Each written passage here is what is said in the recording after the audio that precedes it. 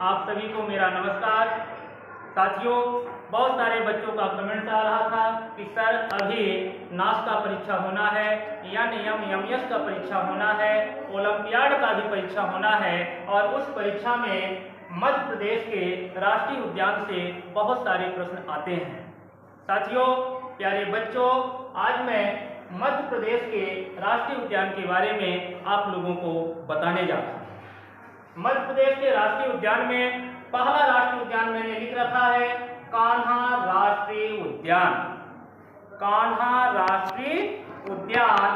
प्यारे साथियों, कान्हा कितना प्यारा नाम है। कान्हा, कान्हा का नाम कौन नहीं जानता, अर्थात सब लोग जानते हैं कान्हा का नाम, और कान्हा को देख करके सबका मन नहीं डोलता, अर्थात कान्हा को देख करके सबका मन डोल जाता है ना।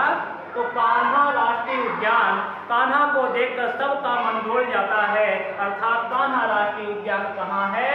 मंडला में। मन डोला, कान्हा को देखा तो मेरा मन डोल गया, इसलिए कान्हा राष्ट्रीय उद्यान कहाँ है?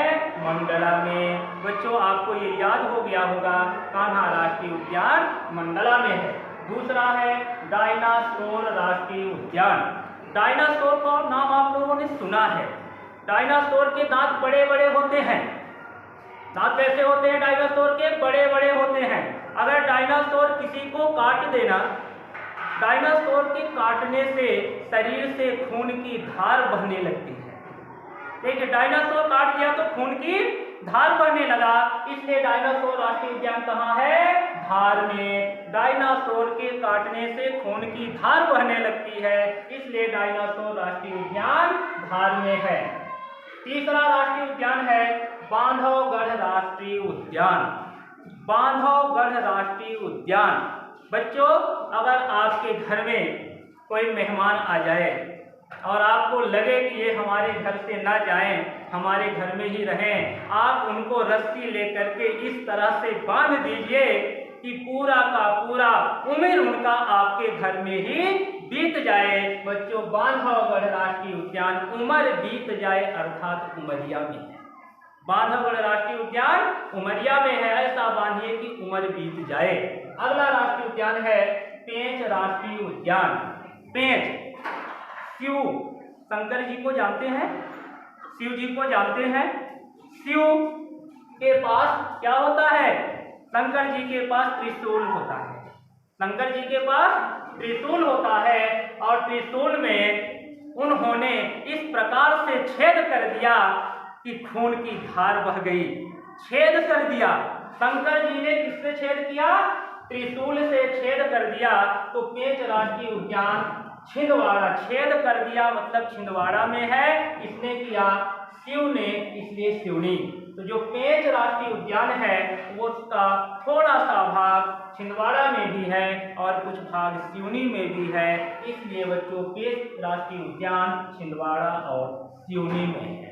अगला राष्ट्रीय उद्यान है फासिल जीवाश्म राष्ट्रीय उद्यान। फासिल। बच्चों, मेरा मन कर रहा है कि मैं फांसी में लटका दूं, लेकिन अगर मैं किसी को फांसी में लटका दूंगा तो देखने वाले मेरे नाम पर रिपोर्ट कर देंगे और मुझे जेल हो जाएगा ना।